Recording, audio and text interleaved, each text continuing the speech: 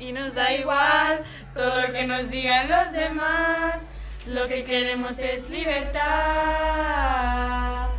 Y aquí estaré aunque nos quede mucho por luchar. Sé que nosotras lo pasamos mal, la revolución nos unirá.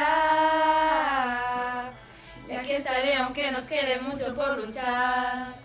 Transexuales atacados sin miramientos, transfóbos sin saber en cuenta sus sentimientos, prohibida la discriminación de sexos, homófobos sin compasión en atacarlos, justicia justa y sin perdonarlos. La homofobia es un delito, no era una opinión a respetar, derechos que no haría falta reivindicar, algo natural como comer y hablar.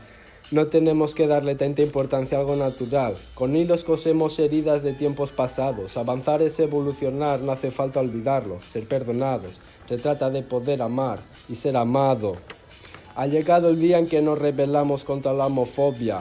Basta todo el mundo, no pierdo la fe. Sé que algún día todo esto cambiará y cuando todo esto pase el cambio sucederá. Nos da igual todo lo que nos digan los demás. Lo que queremos es libertad. Y aquí estaré aunque nos quede mucho por luchar. Sé que nosotras lo pasamos mal, la revolución nos unirá. Y aquí estaré aunque nos quede mucho por luchar. Siento que la sociedad tiene que mentalizar que no importa el género sino la personalidad, que todo el mundo deberíamos ser amados por igual. Siento que no me tendrían por qué mirar con otros ojos. Siento que la homofobia me hace daño en mi vida. Ni toda la gente ni todo el rechazo podrá pagar este amor que tengo para dar, que no importa el género sino la personalidad. Porque en este futuro todo puede cambiar, pero para eso tenemos todos que colaborar. Y nos da igual todo lo que nos digan los demás, lo que queremos es libertad.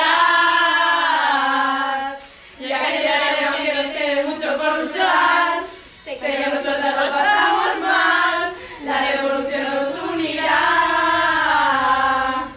Y aquí estaré aunque nos quede mucho por luchar. Amo a quien me da la gana, sigo siendo una persona humana, porque la homofobia no apagó mi llama. Y aunque tú me oprimas yo siempre lucharé. Amo a quien me da la gana, sigo siendo una persona humana, porque la homofobia no apagó mi llama. Y aunque tú me oprimas yo siempre lucharé.